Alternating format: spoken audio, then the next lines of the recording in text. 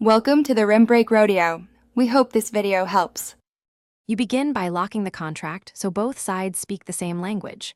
Verify endpoints, request shapes, and response fields. Once done, implement auth flows such as API keys or OAuth and enable cores for your front-end host. Next, add a minimal UI call using fetch or Axios to exercise an endpoint, display a loading state, and surface errors.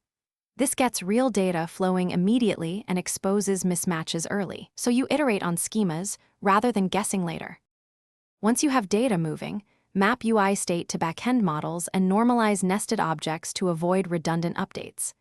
Use a predictable state management pattern, local state, context, or a store, so you can trace changes. Implement optimistic updates for immediate feedback and include rollback paths when the server rejects changes. Make sure validation runs both client-side for instant feedback and server-side for security. This consistency prevents odd UI states and reduces round trips during iterative development. Finalize integration by wiring environment configs, base URLs, secrets, and feature flags for staging and production. Deploy the backend and UI together or validate compatibility via contract tests, then enable monitoring, request logs, latency metrics, and error capture to observe real behavior. Run end-to-end tests that mirror user flows and document the data contracts and common patterns.